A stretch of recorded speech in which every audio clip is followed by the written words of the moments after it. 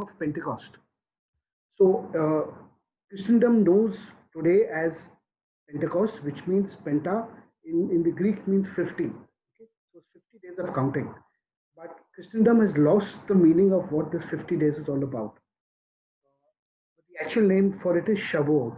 Today, we're going to study a little about Shavuot, try to understand its meaning, it's how it's introduced in the Torah, into the Bible, and what spiritual significance does it have for all of us. Okay. So before we start, Pastor Prem, can you just start us with a word of prayer, please? More, can you come little closer and talk, because you're sometimes now for a second you're gone. We can't hear you properly. Okay. Shall I pray? Yes, go ahead. Gracious Abba Father, we want to thank you, Lord, for this beautiful opportunity that you have given to come and stand before the throne of grace. Thank you, Lord. We praise you. We worship you. We give all glory, honor to your holy name, the most and one and only excellent name. We bless your holy name. Blessed be the name of the Lord God. And blessed is the one who comes in the name of the Lord. Thank you, Father. We pray that as this meeting is on, the Shavuot, we are learning about it. Father, you will give us a wisdom, spirit of understanding, and you will help us to understand the meaning and the uniqueness of Shavuot and the significance of Shavuot. And Lord, I pray that you will reveal yourself more and more in this day, oh God. Hallelujah. Father, I pray that your kindness, you will give our kindness, your grace, your mercy. You will pour out your heart on us, oh God, as we are studying, as we are listening to your word, as we are learning from your word. Help us to live by it, oh God. That's what our prayer is this evening. Holy Spirit of God, we welcome your presence. You will come, lead us and guide us. In Jesus' name we pray. Amen. Amen. Wonderful, guys. Okay, so starting today evening is tomorrow evening is Shavuot. Now, what is this word Shavuot? Okay, this word Shavuot comes from the word Shava, which means week. Okay, so Shavuot means weeks, the plural weeks, and it says in the Torah that for a certain harvest time that the Jewish people have to count a certain amount of days, 7 weeks, culminating with this festival called Shavuot, which is in Greek Pentecost.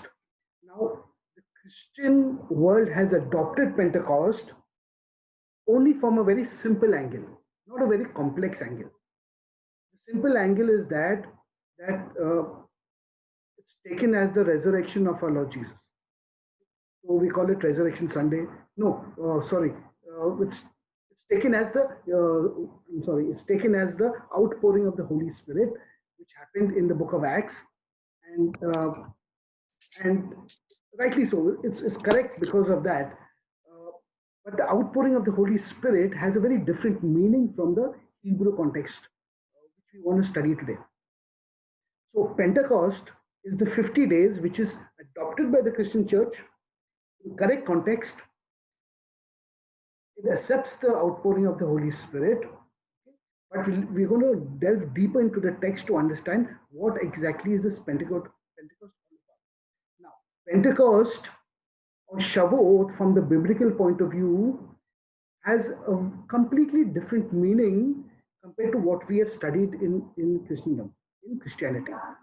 So our Christian mind tells us that it's only about the anointing of the Holy Spirit, and it's left out there. But if you'll follow me, if you'll please open to the book of Acts in chapter 1, and we're going to read something very interesting over there. And I want to delve a little more into this verse that's going to tell us what exactly is this outpouring of the Holy Spirit, which was given to everybody in Acts chapter 1. You all open to Acts chapter 1, and I think it's in verse.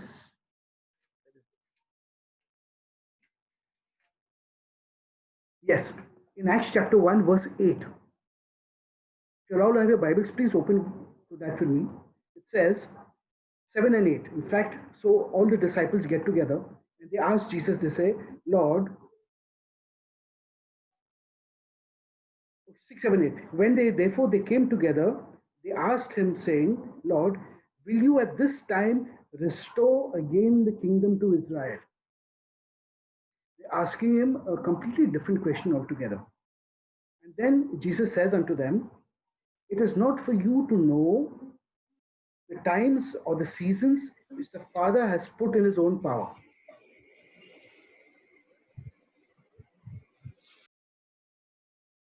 But he says, verse 8, but you shall receive power.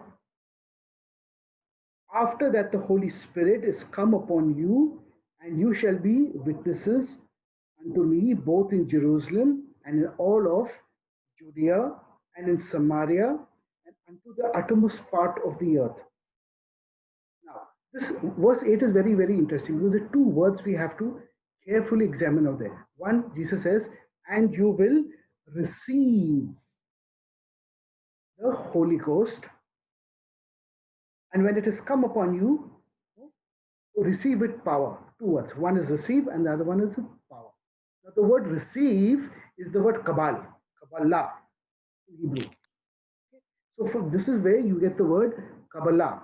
So, many of you all have probably come across this word Judaism and Kabbalah and all stuff. But the commercial Kabbalah, which is happening all around the world, it's not the Kabbalah of the scriptures and the Bible. Please make a note of this. Kabbalah simply means to receive something. So what are they receiving? They're receiving the Holy Spirit, but it says you will receive power. Now, this word power, there are a couple of Hebrew words which can describe this word power. One is koach, which is strength, okay, which is not used. Now, Delitzsch, Franz Delitzsch, who actually translated the Greek and the KJV, used the Greek and the KJV, but he used a lot of Hebraic understanding of the scriptures before he translated this verse into Hebrew. He uses a very interesting word. He uses the word gevurah. Now, this word gevurah is very different from the word koach. Koach means strength. Koach means literally physical strength. Okay. But gevurah means might. It means something that empowers you so that you are able to do something heroic, something great. You're able to do something really, really amazing when you are empowered by this. Okay. So, I don't want you all to have this understanding that Pentecost or Shavuot is a very isolated event from the rest of the scriptures. Okay. Neither is the resurrection an isolated event in the Bible, neither is the giving of the Holy Spirit at the time of Pentecost an isolated. How is this all connected in the big sphere of things?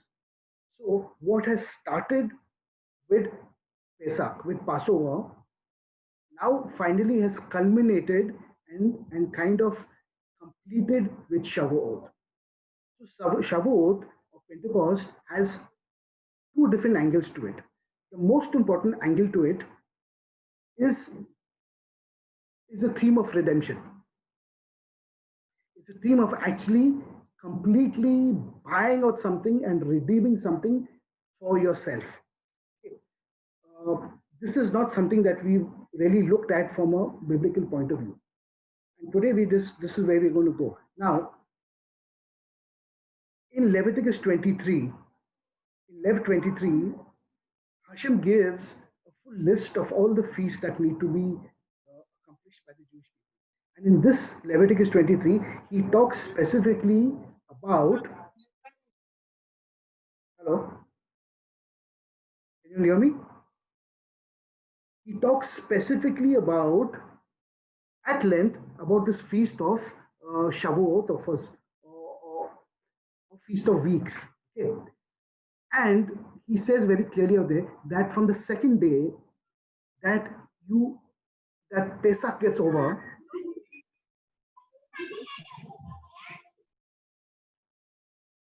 from the day that Pesach gets over, you will count 50 days. You will count 50 days, culminating in the offering of the harvest, of the ripening of the grain, which you need to give as a elevation offering or a leaf offering. So what happens is once Pesach is over, that is the first day of Shabbat. Okay? Immediately the next day, they will take the unripened grains of the harvest which is in the field. Now, which are the two harvests which are in the field at this point of time? One is the wheat harvest, and the other is the barley harvest. Now, typically, barley as a grain develops, grows, and matures faster than the wheat harvest. So barley harvest is growing faster and it's getting ripened, and the harvest of the barley is a lot more faster than the wheat harvest. The wheat harvest is put in the winter, but it takes a long time to sing, and it comes later on, sometime in June or July is where the wheat harvest comes through. But the barley harvest comes in at the end of May or middle of May. So in all probabilities, when it's talking about grain and harvesting of the grain, it's talking about the barley harvest. Traditionally, it's talking about the barley harvest. The leaves, the loaves of bread which is given, it could be a barley loaf or it could be fine flour of wheat. It could be either one of them. But the harvest of the field which is talking about is most probably talking about the barley harvest. Now, the two angels which we're talking about, what is Shavuot all about? In the book of Acts, we see that what we read out here, that they asked Jesus, are you restoring the kingdom? What was that question all about? That question is about that Jesus finally now has overcome and he is bringing the kingdom of God to Israel, to them. That means they are going to be walking in the fullness of the kingdom of God. But friends, the Jewish people were not ready. The people of Israel were not ready. The land was not ready. Just as it was 2000 years ago, it is still the same thing, that it's not ready. It's absolutely not ready. So why was it not ready? Because out of all of Judaism and of all the Jewish people of the land of Israel at that point of time, it was only Jesus who actually completed and brought in the redemption to be able to complete the feast and to give himself as an offering unto the Father. So therefore, he, being alone as the first fruit, went up to heaven and offered his offering to the Father as the first fruits. But you and me are left here to accomplish the same thing. Therefore, Jesus says, when I go, I will give you another comforter. And he will guide you, he will counsel you, and he will bring to remembrance all that I've thought of. That means now we have God's Holy Spirit to bring us in this process of trying to emulate and become, to become Christ-like in our lives. This is what it's all about. So what is this process? This process started with Pesach. Now we know that in Pesach, they were born again that night from Egypt. Because when they were born again from Egypt, they came out. It's like coming out of the womb. The blood on the doorpost is like coming out of the womb. So they were born again that night. And then they were taken out of the land. Then they were removed from the bondage of slavery. Okay. Now, the final thing is that they need to be completed by way of redemption. So the redemption needs to be complete. How do you connect redemption and how do you connect the barley to redemption? Because out of all the offerings in the temple, after all the offerings have got to do with either the meat of the lamb, with the sheep or the goat or the bull, and it's got to do with fine flour, wheat flour, always with wheat flour. Barley generally is never used as any kind of flour in the temple or the offerings or the sacrifices. Never. There are only two places where barley is used in some sort of way in the Torah and the scriptures. One is for anything that needs to be redeemed, barley is used as a measure for redemption. And the second time barley is used, it is used in this week's Torah portion, besides Shavuot. It's in Parashat Naso, okay, in chapter 5 of Numbers. But redemption, if you all have your Bible, if you can just open to Leviticus chapter 27, and let's read something out there. We'll read something out there. In Leviticus chapter 27.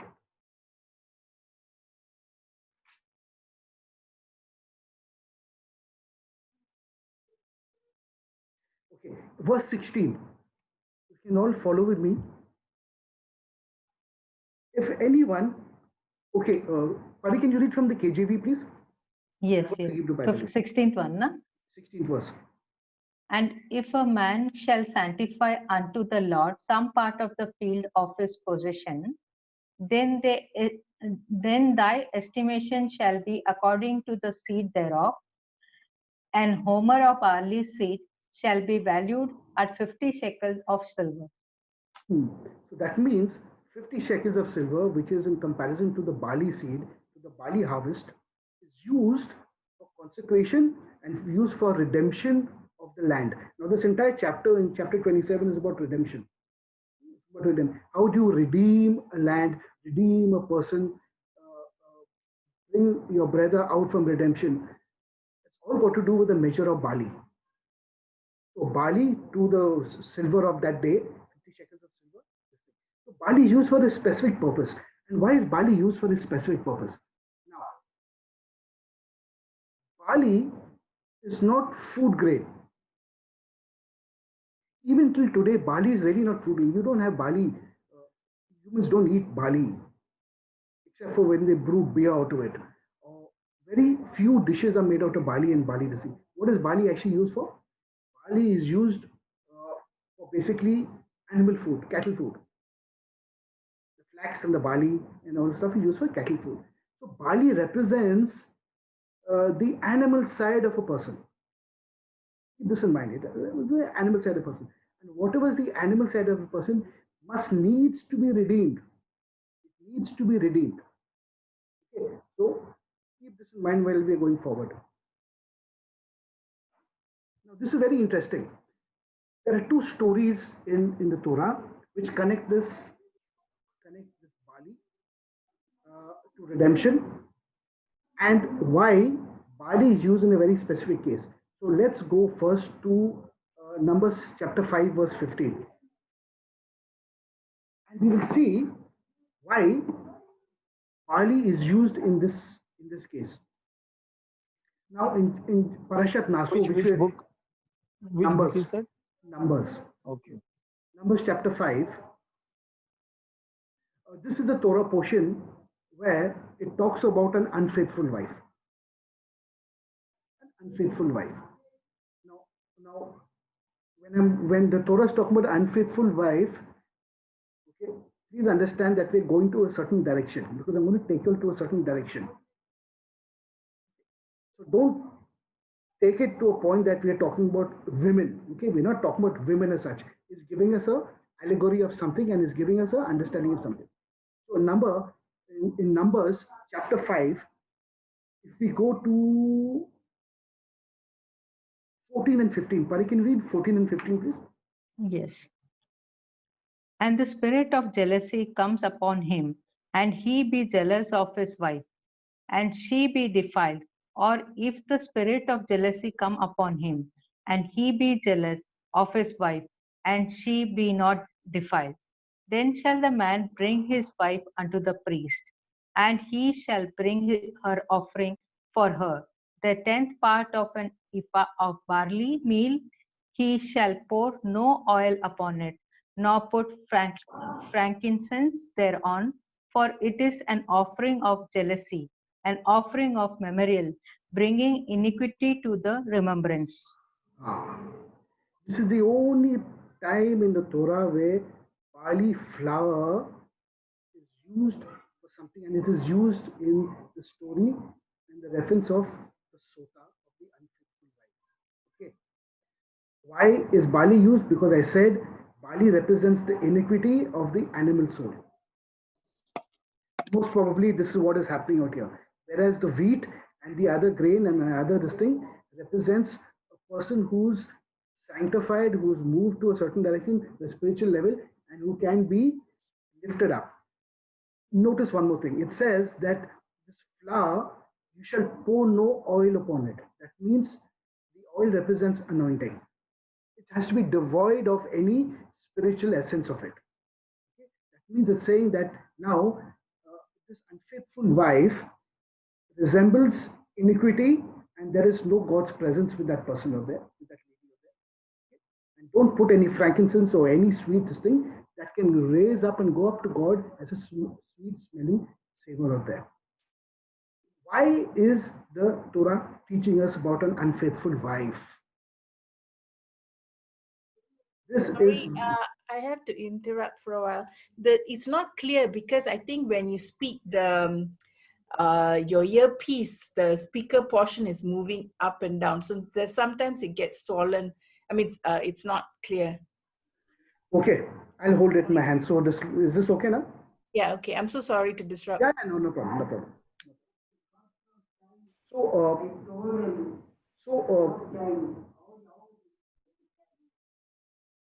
just one second, guys.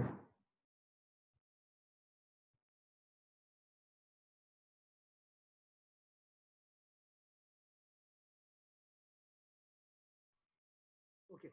So, why is the Torah now telling us about an unfaithful wife? Now, do not take this from a point of view that, we're not touching on things of feminism and all. We're not doing all that stuff. Torah is not telling us about that. The Torah is telling us about something very, very specific.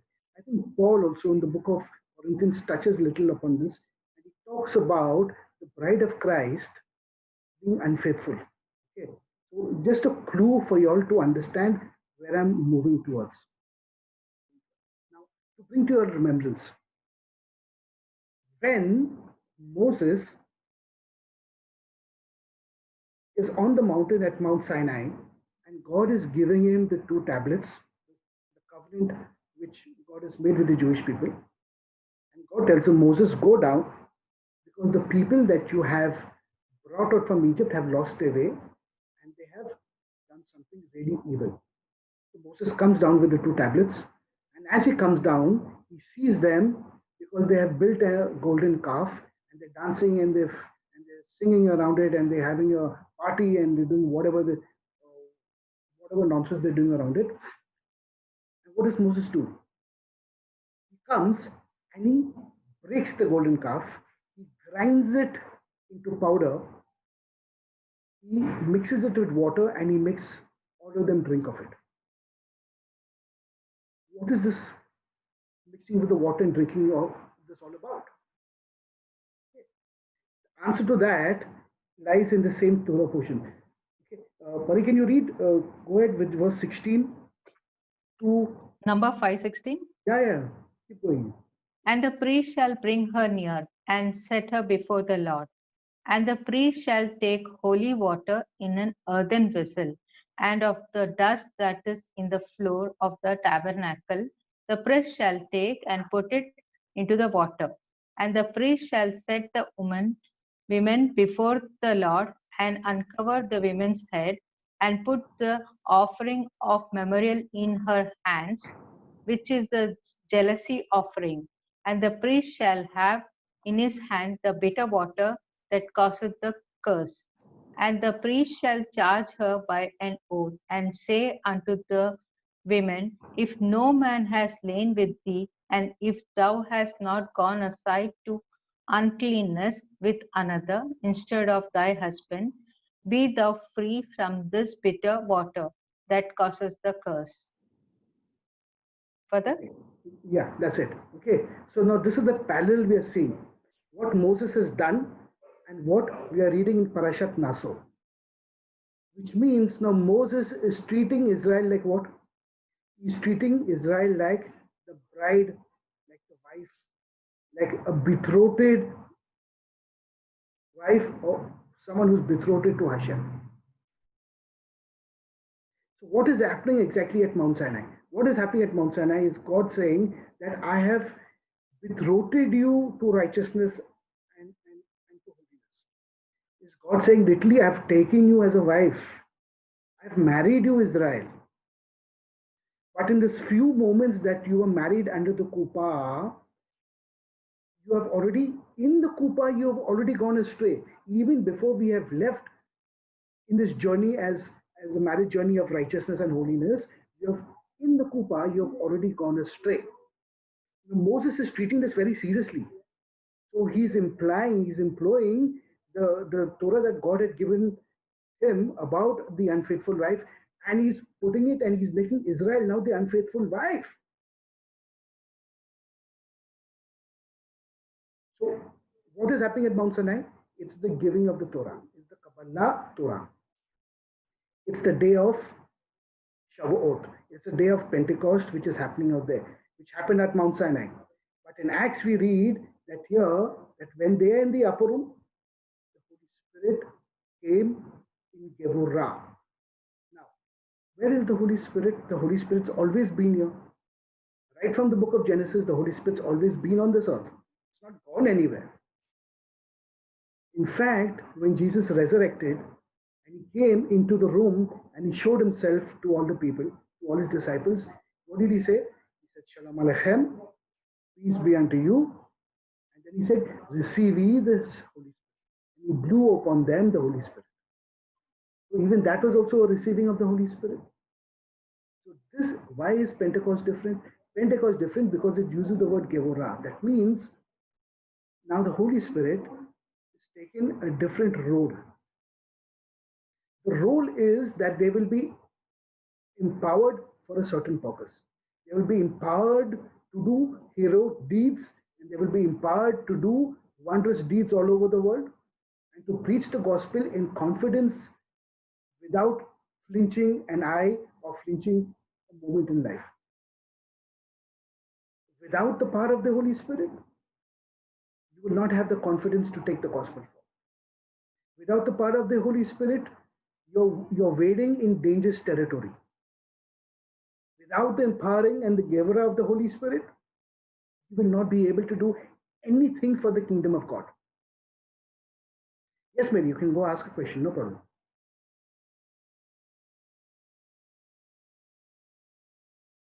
My question is, so before that, so at the Pentecost itself in the books of Acts, before that, the empowerment was dormant.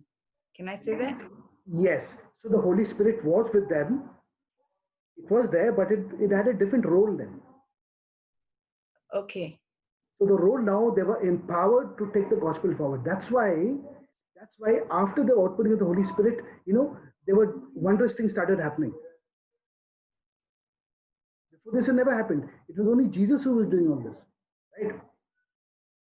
But now the Holy Spirit has taken a different. That means now the Holy Spirit is being given by the Father to say, okay, start doing miracles and wonders and raising people from the dead. That is what you call Gevurah. Whereas the Holy Spirit was always with them, but in a different role altogether. Okay. So, Sir, please say it me once again, please. I missed the clarity. So I'm saying that the Holy Spirit was always here from the book of Genesis. It was always here, but it had a different role. The role that was given at the upper room when it was outpoured was Gevurah. And this Gevurah means empowering for a certain purpose. What was the purpose? To take the gospel out in heroism and in deeds and in wonders and in miracles and in that. That's what Gevurah means. That's what the outpouring of the Holy Spirit was. But that does not mean the Holy Spirit was not always with them. You understood what I'm saying?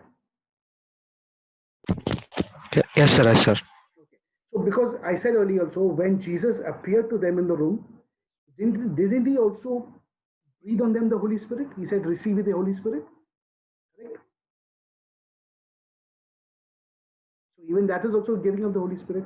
But that was for a different purpose altogether. This was for a different role altogether. Okay. So Acts, Shavuot means that we need to be empowered as human beings. We need to be empowered by God's Holy Spirit to do something specific that God has ordained for us in our lives. It is not a blanket uh, event that happened then and can happen, and we are looking forward for revival and this and no. It is about you and me expecting a certain anointing to work in the kingdom of God. I'm bringing it down to an individual level. How does this individual level work out? How do we need to come to this point? We need to come to this point because, as I said, it starts with it starts by coming to the kingdom, being born again. Then after that night of Pesach and Passover, when you're born again over that night and you come out of Egypt, then you have 7 days, the feast of unleavened bread. With the bread, that means your soul, that unleavened bread represents the soul that has no leaven. That means it's completely humbled, it's completely broken down, it's completely without anything. There is no oil, there is no even anointing put on that soul. It's going through this phase of being completely broken and crushed. 7 days. That's the feast of unleavened bread. After that, then you're counting 50 days to the Omer. It's called counting of the Omer. So every evening after Pesach, the Jews get together and on Ma'ariv, on the evening prayer, they count 50 days to Shavuot. Why do they count 50 days to Shavuot? Because they're counting one in anticipation. They're counting in looking forward that I have gone through Pesach. I've gone through unleavened bread. My soul now is flattened. It's without oil. It's thirsting. It's ready to receive. And now I'm looking forward for Shavuot because on Shavuot I will finally get an anointing. I will get that Gevurah. That means I will be able to look forward to work in the kingdom of God because of that anointing. It's not a corporate thing. It is also an individual thing, my friends. Okay. So if we have to examine ourselves, we really have to examine ourselves in a certain way. And we have to look at our life and say, if I've been in the kingdom for so long, if I've walked in the kingdom for so long, and if I'm doing a little ministry here, there, and now, am I empowered? Has Passover been of some meaning to me?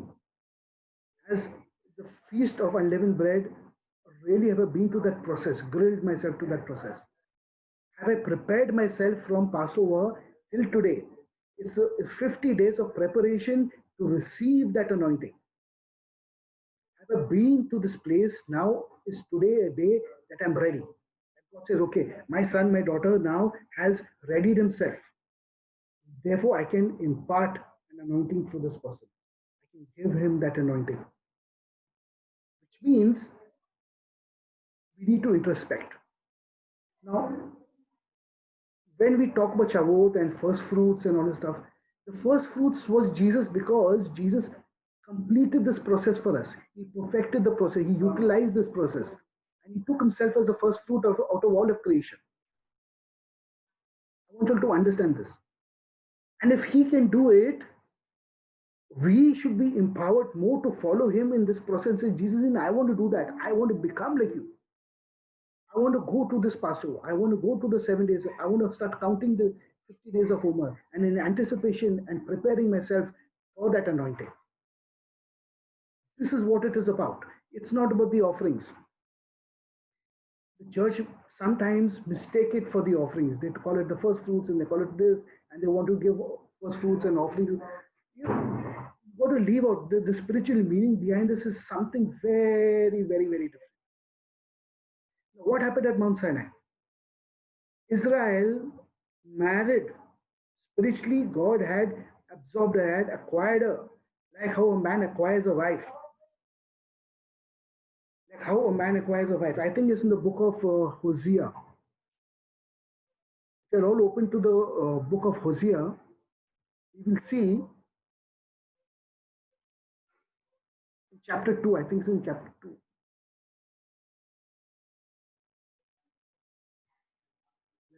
Chapter 2. Hosea 2, 14 to 19. Pari, can you read that, please? 1 second. Hosea 2, Hosea 2, 14 to 19. 14 to 19. Therefore, behold, I will allure her and bring her into the wilderness and speak comfortably unto her. And I will give her a vineyard from thence, and the valley of Acre for a door of hope, and she shall sing there as in the days of her youth, as in the days when she came up out of the land of Egypt. And it shall be at the day, saith the Lord, that thou shalt call me Ishi, and shall call me no more Bali. For I will take away the names of Baalim out of her mouth, and they shall no more be remembered by their name. Enough for further? Yes, yes, no. You shall know, you shall call me Ishi. That means my man, my husband, betrothed of me. This is what you shall call me. This is what it means in Hosea. He says, I will betroth you. Okay, so what is happening at Mount Sinai? Now, Mount Sinai is a place where God is actually uh, bringing these people, his Jewish nation, and the ketuvah, the actual marriage contract, is happening at Mount Sinai. It's very, very, very important to understand this. There is a marriage happening between God of Israel and his people. And this marriage contract was broken because of the Egel Zahav. And because of the Egel Zahav, it was broken. Moses applied the laws of the Sota, of the unfaithful life, and ground it, the Egel Zahav, put it into like mixed water and gave it to them to drink. Because Moses treated them like an unfaithful wife. So that brought sin upon Israel. Now, this fundamentally changed Israel because the full history of the Torah, the giving of the Torah was completely changed. God changed the focus. If they never sinned with the golden calf, then Israel would have been a different nation altogether, a completely different nation. So, what should have been at Mount Sinai is the final acquisition as a bride, a final acquisition as a people, as a complete people walking in a very different level. It never happened. It was postponed for 1500 years till Jesus comes and completes it. All understanding this now. Very, very important. It was postponed. God said, I'm not going to go with you any further. He puts all the onus on Moses and tells Moses, now you stood in the gap for these people. They are your responsibility. I'm not going to be with them. So for 1500 years, the Jewish people looked up to Moses, whereas the entire process now was incomplete till Jesus comes and perfects the procedure, and then there is the outpouring and the Gevurah of Ruach HaKodesh, of the Holy Spirit, which happened on the upper room or whatever you want to call it. And then that was the purpose for taking out the gospel out into the world. In power, in might, in wonders, in miracles. So there is a connection. There is a connection that as Christians and as from Christendom, we do celebrate Pentecost because it's the anointing which happened that day. But I'm giving you all the deeper meaning to what exactly is happening from the scriptural point of view. Now, there is another angle to this. Redemption,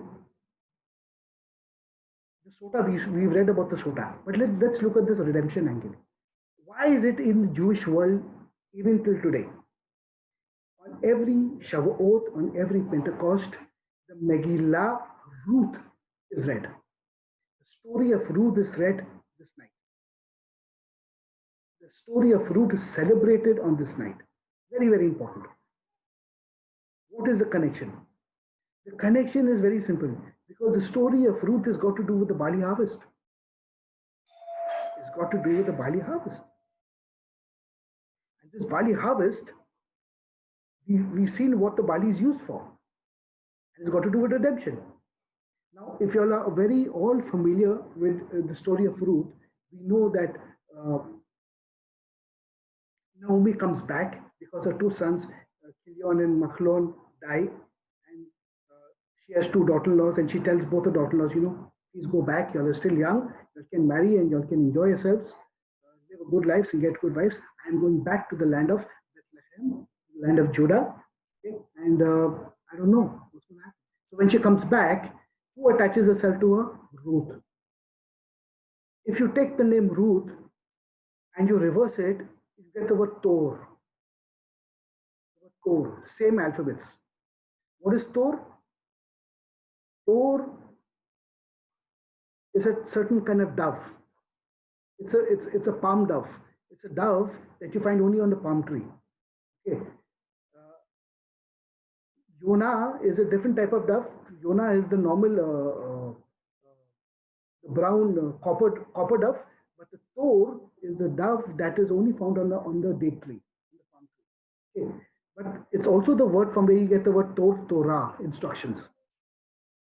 Very, very important. Okay.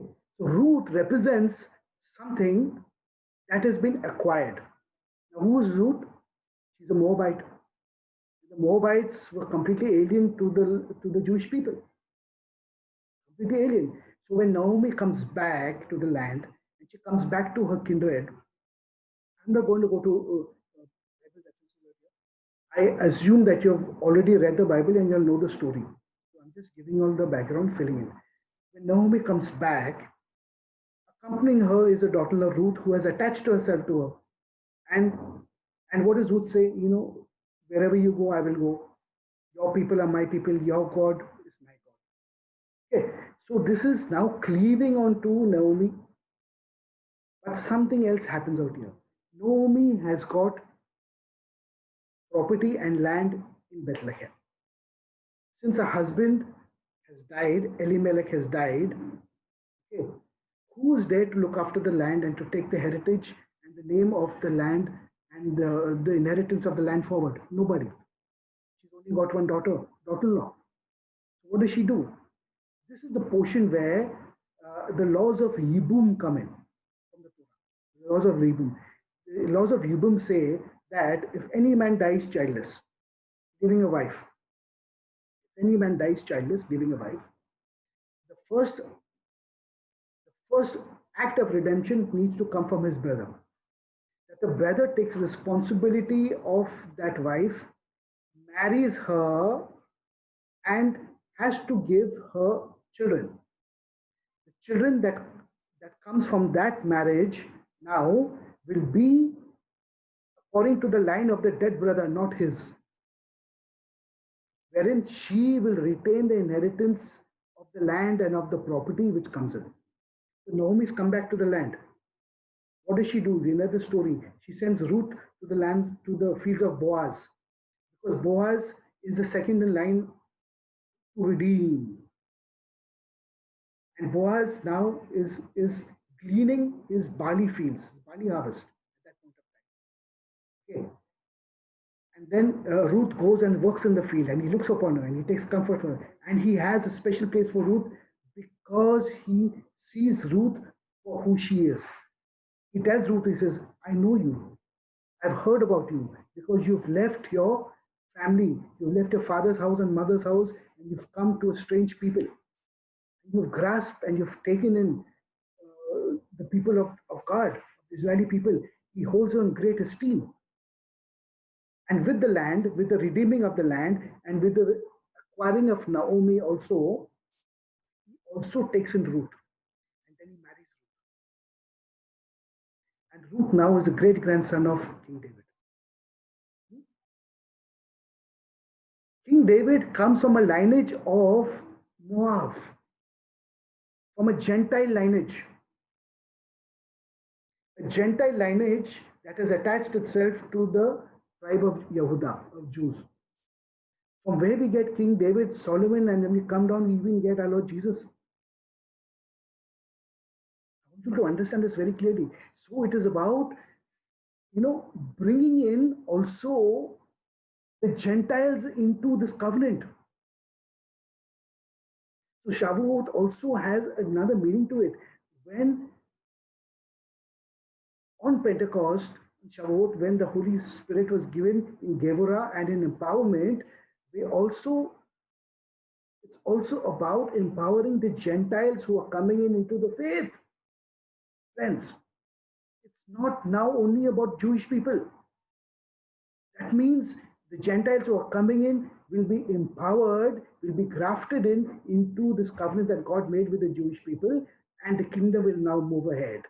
The gospel will be preached, miracles will be done. And all this was for the empowering of this. So there are two angles to this. Root represents, redemption of the land, redemption of the Gentile people. Whereas Bali also connects you to the unfaithful wife. Now, if you look at the story of Ruth, it has parallels to somebody else in the Torah. Just minimum parallels. What is the parallels of this in the Torah? If you look at the life of Abraham and look at the life of Abraham also left his father's house, his father's land, and he came following God. Ruth also left, he came, followed, and Ruth attached herself to the Jewish people. Abraham became from a goy, from a Gentile, he became a Jewish soul. He was a Gentile, he became a Jewish soul. And you look at the parallels of Abraham's life and this thing, it's the same thing. Tremendous. It's always about the Jewish nation being the light that needs to bring the Gentiles in. So when we're looking at Shavuot and we're looking at the giving of the Holy Spirit on Pentecost, we have to keep two things in mind. One is, although the Jewish people lost their way, but they were brought in and they were redeemed back by the acts of Ruth, by the acts of the Gentiles. Very important. You have to have the Gentile mix in between this entire thing. Without the Gentiles, the Jews are nothing. And without the Jews, the Gentiles are nothing.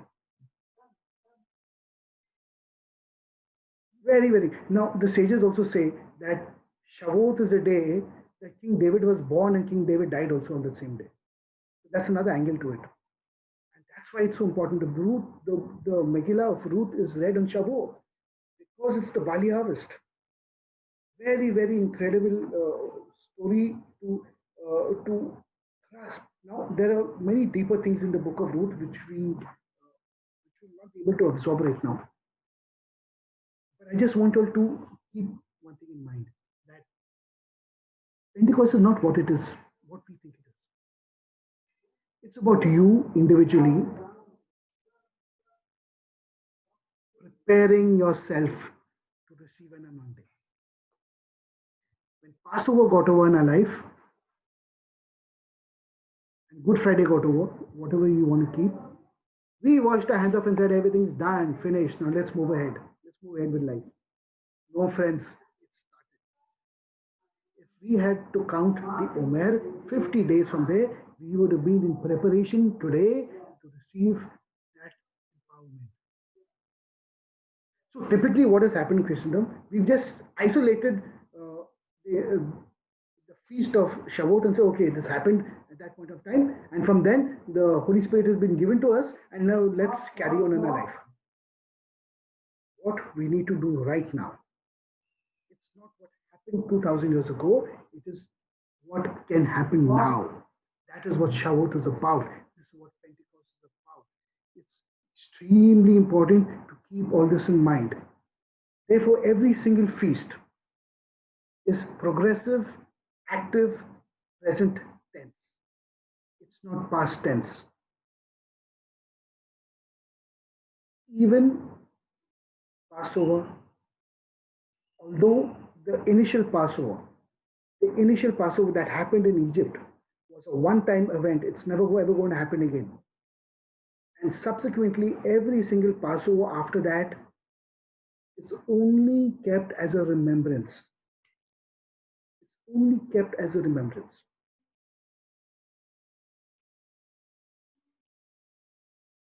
So I want you to parallel what could have happened at Mount Sinai and what happened at the upper room in the book of Acts. Now the question when they asked Jesus becomes very relevant. What did they ask Jesus? They said, Lord, are you come now to establish the kingdom to Israel? What is this about? Now suddenly that question makes all the more sense. The Jews are thinking right, correctly. But Jesus is saying, no, no, this is not the time. Why is this not the time? Because they were not ready. If they were spiritually ready, and if they had done the things that Jesus told them to do, or the Jews were walking in the way that God wanted them to walk, it would have been a different Israel 2000 years ago. And it would have been a different Israel at Mount Sinai also.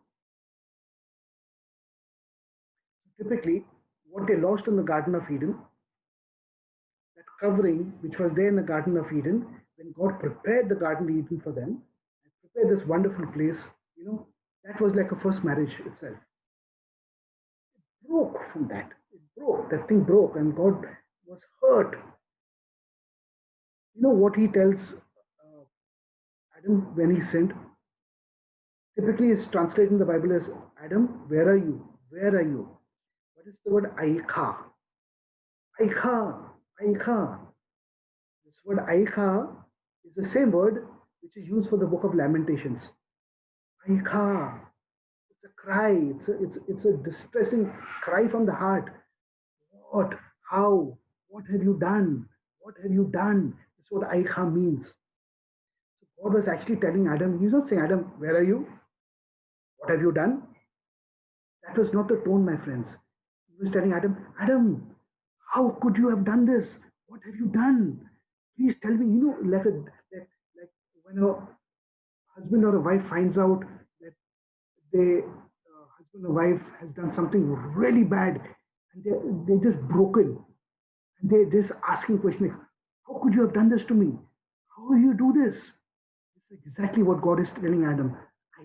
What are you doing? Why have you done this to me? I gave you everything. I gave you the best. How did you do this? It was broken then. And from that point of time, it has only been a chase to rectify this world. The rectification of this world. Then comes Abraham, a Gentile, a boy from one of the nations of this world, one of the tribes that lived on this earth. Although he came from the lineage of Shem, what singled him out. And then the rectification of this world started with Abraham. But God had to deal with Abraham, all the impurities in his life, to remove all those impurities. Therefore, the promise would not come in Abraham's life. God said, I will give you a son and I will make my covenant with him with Yitzhak. But Yitzhak also had his problems. It never came fulfilled in his life. God had to wean out all the impurities from Yitzhak's life. Why? Therefore, it was very important for Ishmael to be born. Because Ishmael is that person that was born first, and until Ishmael was not born, the promised seed of perfection could not have come. Therefore, Ishmael is somebody that has weaned Abraham of all his spiritual impurities. All the impurities of Abraham has come out in Ishmael. And then once Ishmael is born, now Abraham is ready at a certain spiritual purity level to bring Yitzhak into this world. Now, Yitzhak also has his issues. God is still testing him. You notice out of all the chapters of Genesis, Isaac has got about 4 chapters. That's it. That's it. all the chapters are given to Jacob. Because now Jacob, the purification of the rectification of the soul of Jacob is more amplified with all that Jacob is. He was crooked and God made him straight. He was crooked and God made him Yashar. That's why God changed his name to Israel, Yasharel. Now Jacob is moving on to more perfection than Yitzhak and his father Abraham also. Spiritual perfection I'm talking about. But the final perfection came in Jacob's son Joseph. Therefore, Joseph now is like the Mashiach. He's the Savior. He is the Messiah of the Old Testament. So what started with Abraham now came to Joseph. Very, very interesting. So we are talking about the rectification. There is a tikkun, a rectification of this world. Then Israel goes 400 years into Egypt. And then finally now God pulls them out and makes them a people. God is bringing them to a certain place. The culmination should have been Mount Sinai. It should have been Mount Sinai, of the giving of the Torah out there and empowering them to walk in the spiritual light and the spiritual energy. It never happened. They broke that marriage, that covenant by the golden calf. It was suspended till the time Jesus came and said, let me do this for you. Let me do this and let me perfect this. Therefore, he became the first fruit out of all of creation to ascend to the Father. What is left for you and me to do? If we are not emulating what Jesus has done, if we are not trying to be Christ-like, if we are not in the process of rectification, if we are not in the process of trying to at least achieve something that God wants us to achieve, we are nowhere, friends. We have stopped at Passover and said, okay, I've got salvation. That's it. I think 90% of us Christians have stopped at the cross. Where is that anointing? Where is the Shavuot in our lives? That is why the book of Ruth is read, because it gives you the Gentile angle to it. You see, the Jews also know what they're doing. They very well know what they're doing. They know that the Gentiles have to come into Torah one day. The Gentiles have to be engrafted into the Torah one day. They know it, sure. But they don't know how to do it. You know why? Because they don't have Messiah. Therefore, if you have Messiah, you'll be able to perfect the Torah inside of you. You cannot keep the Torah without the Messiah. Without the Messiah, you will never get that anointing. Never. Without Jesus, you never get that anointing. So, Shavuot, what I want to tell you today is I want to challenge each one of us. It's not just a feast. What have I done about it? Have I prepared myself? Have I prepared myself for this anointing? Have I brought myself to this place of spiritual purity and say, Lord, I'm ready. Each one of us, am I ready? Is the redemption complete in my life? And being a Gentile, am I grafted in? You see the two angles, the redemption and the grafting in of the Gentiles. Is this process complete in my life? Or at least am I in this process? Maybe next year I will prepare myself. That Shavuot should mean something to me. It should not be an isolated feast that we celebrate every year in the church or in our congregations. Now we can sit and talk about all and preach about all the different angles about giving the first fruits and the figs and the honeys, and I'm not interested in all that stuff. I'm not interested. We can even go completely Jewish and do all these Jewish things and try to not need it, my friends. What is needed? Have I prepared myself for this day? Is my redemption complete? And do I know that I'm a Gentile who's grafted in? Very, very, very important.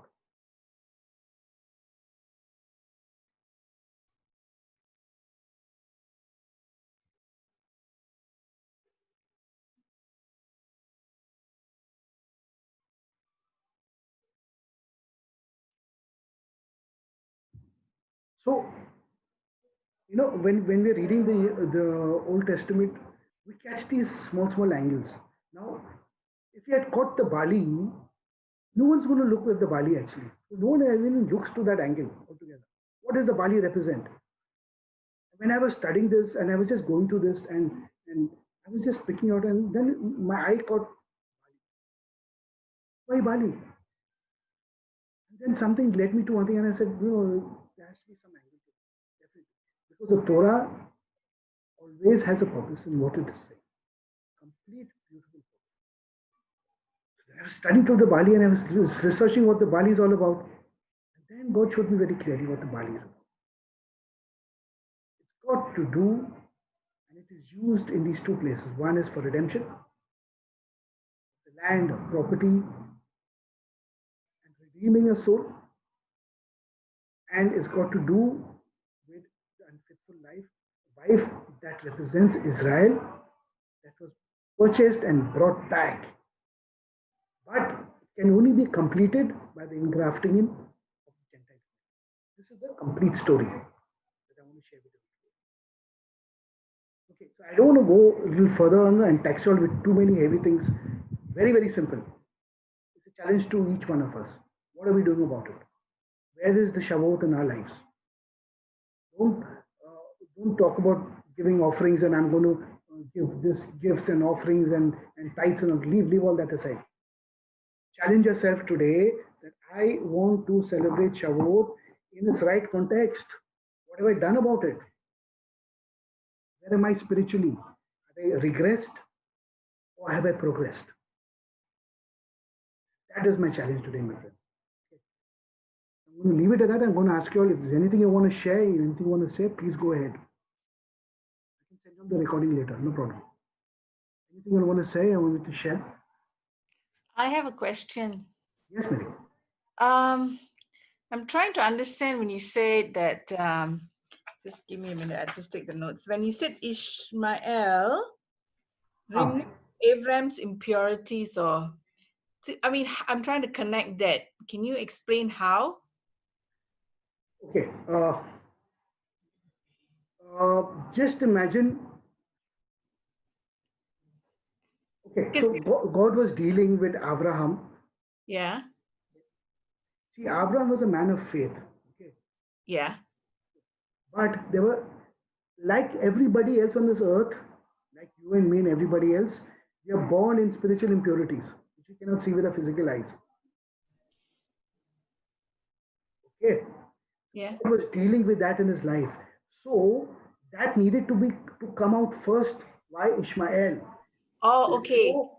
Before Yitzhak was born. So as the firstborn of Abraham. Okay, now got you. Yes. The firstborn is very important to God.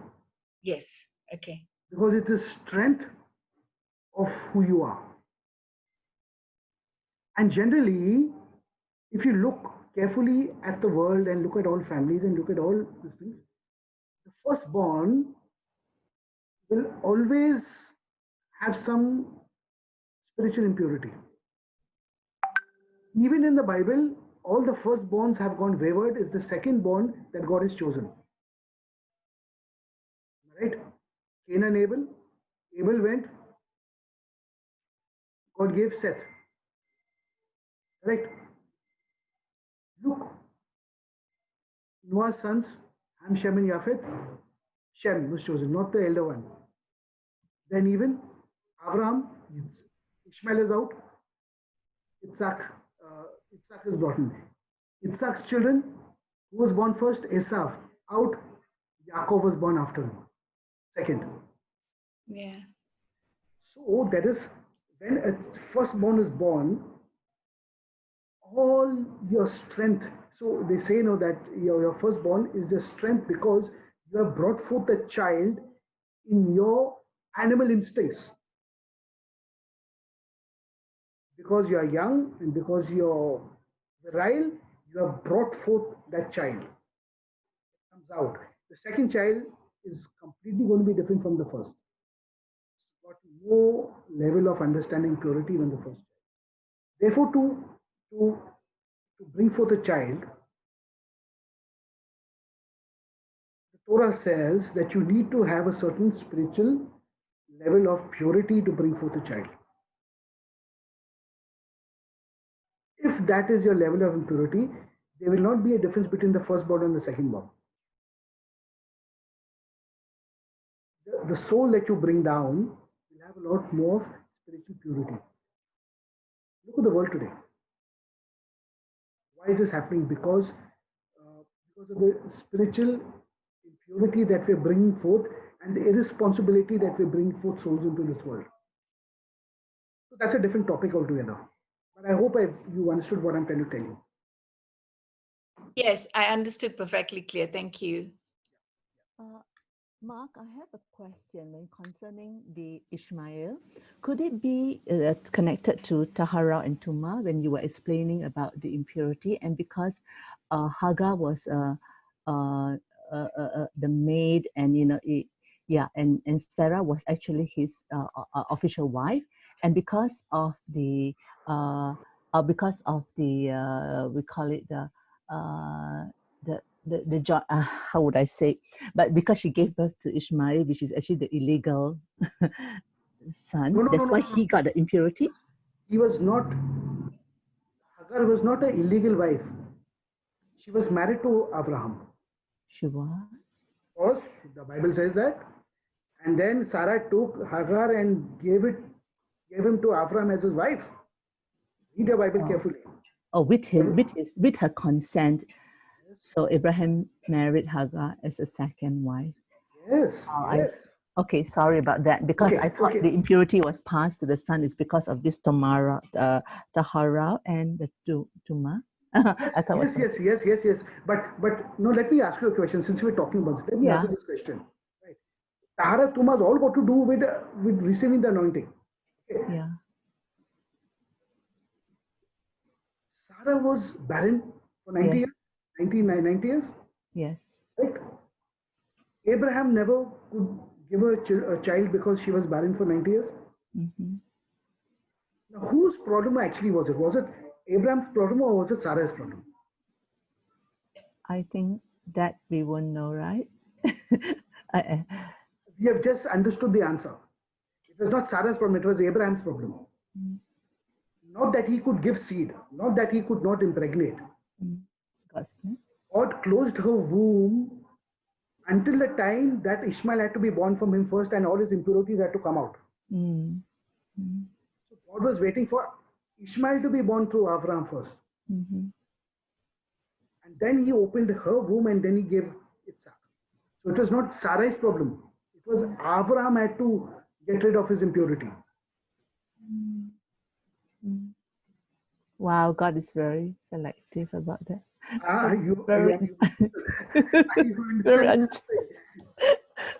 Wow. You're talking very deep Torah here now. Very deep Torah.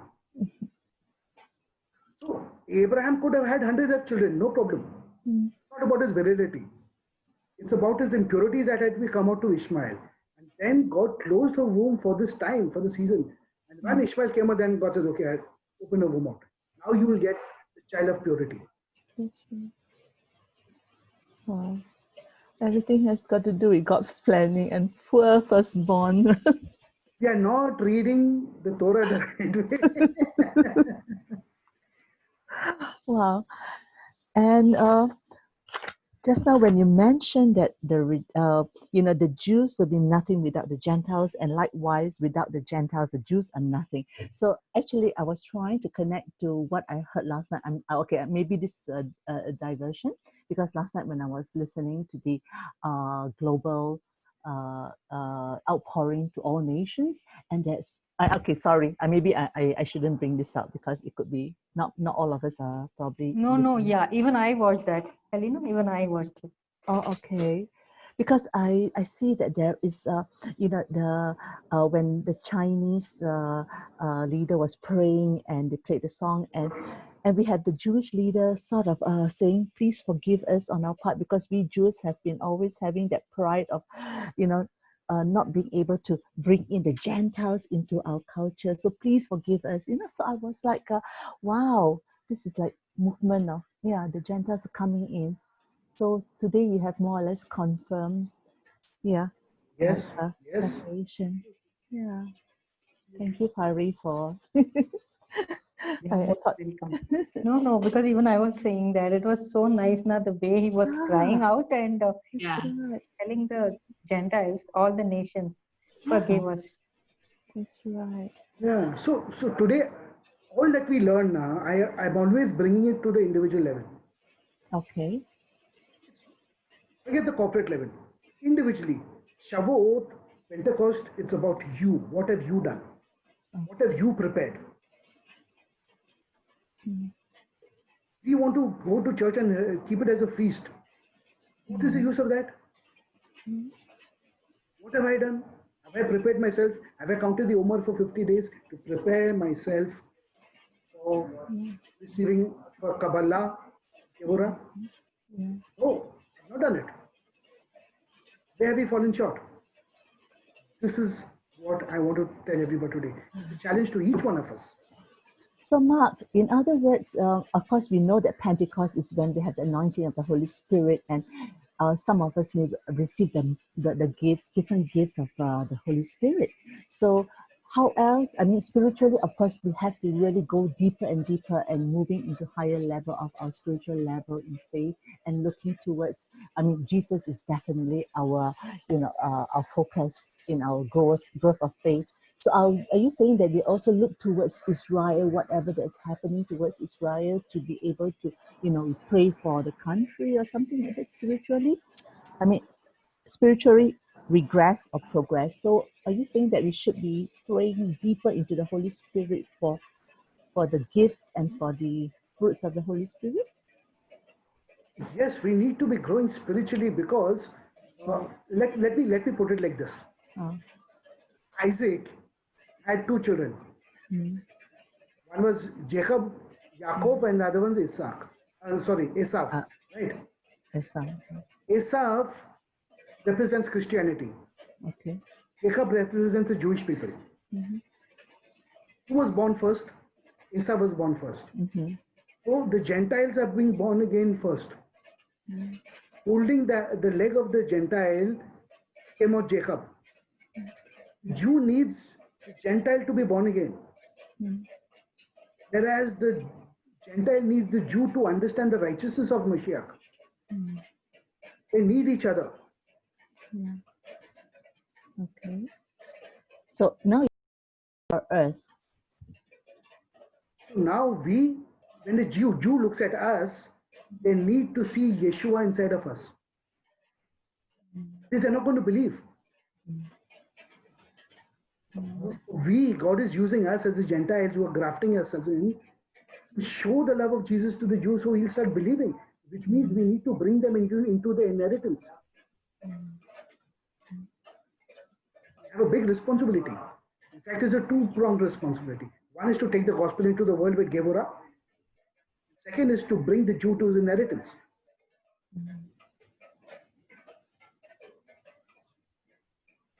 So if you're talking about Israel, which Israel are you talking about?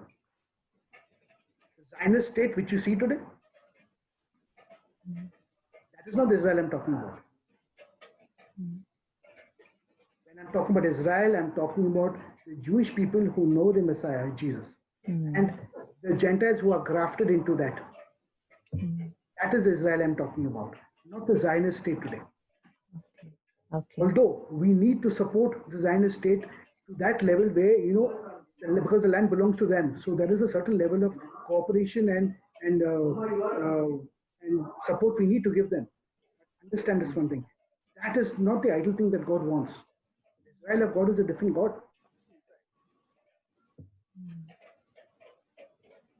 Okay. So, guys, have you all been challenged about Shavuot? My point is that have you all been challenged about Shavuot? If you're not being challenged with Shavuot, then all these feasts mean nothing. Absolutely mean nothing. It's very easy to have a congregation start doing all these Jewish things and giving first fruits and putting up palm leaves and this. Very easy doing all that. Do not encourage all that. I encourage you to challenge yourself to be spiritually, to receive the Kabbalah of receiving the anointing of God. That is my challenge today. That is what I wanted to tell you all about. The individual makes up the whole. Then we go into the corporate. Corporate will not come until the individual does not change. This was my message for today. Anything you want to add, friends? Anything else? I will send all the recording. I am trying my best to keep these teachings very, very simple. I'm trying my best because that's why I don't open references much. I don't read from the Hebrews much. It's because it becomes too heavy and redundant. As long as you grasp the architecture, everything, it's enough for right now. Anything you want to say, please go ahead, friends. Let's discuss. Thank you so much. Welcome, Elena.